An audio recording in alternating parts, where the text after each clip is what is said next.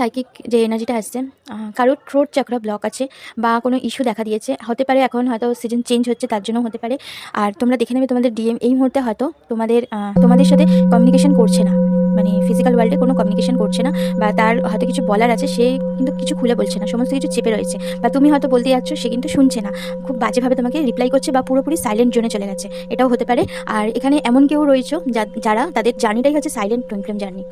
এটা বলবো twin flame জার্নিতে কিন্তু সবার স্টেজ আলাদা হয়, কারণ টুইন ফ্লেম জার্নিতে যারাই থাকুক না কেন, ডিভাইন ম্যাসকুলাইন ফেমিনাইন, তারা কিন্তু অনেক ওল্ড সোল হয় এবং অনেক লাইফ এখানে আসতে হয় নিজেদের কর্মা রিলিজ করার জন্য, ক্লিয়ার করার জন্য।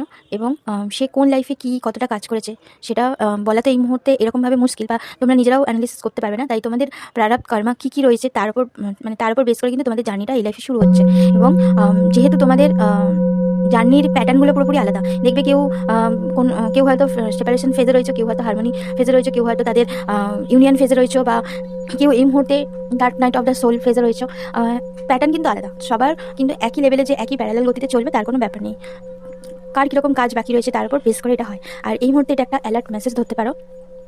আর 2-3 দিনের মধ্যে নবরাত্রি আসছে, এই মুহূর্তে তোমরা চেষ্টা করবে, কারণ তোমরা এখানে অনেকেই হয়তো সাইকিক রিডিং করো, তোমরা চেষ্টা করবে সাইকিক রিডিংটা এখন যতটা পারো কম করে নিজেদের উপর কাজ করো। যেহেতু এই মুহূর্তে আরেকটা কথা বলবো, এই মুহূর্তে কিন্তু ডিভাইন ফেমিনাইন ম্যাসকুলাইন দুজনেরই একটা শক্তির এনার্জি কিন্তু অনেকটা ফ্লো করতে পারে, বা তোমরা এই মুহূর্তে দেখতে পারো। যেহেতু সোশ্যাল মিডিয়া আমি অত এক্সপ্লেন করে তো বলবো না এখানে, কারণ অনেক ওয়ার্ড আছে আমি বলতে পারি না। যেরকম টুইন ফ্লেম জার্নি কি যে কোনো জার্নি, ধরো স্পিরিচুয়াল জার্নিতে বেশিরভাগ কিন্তু যখন কুণ্ডলিনী জাগ্রত হয় তখন কিন্তু অনেক রকম ঊর্জা আমাদের মধ্যে ফ্লো করে। সেটা অনেকে দেখতে পারবে যে সেক্সুয়ালিটি যে ব্যাপারটা রয়েছে ওইটা কিন্তু অনেকটা হেভি হয়ে যায়, বা অনেকে কন্ট্রোল করতে পারে না, অনেকে অনেক রকম ফেস, এগুলো কিন্তু টালমাটাল একটা ব্যাপার থাকে।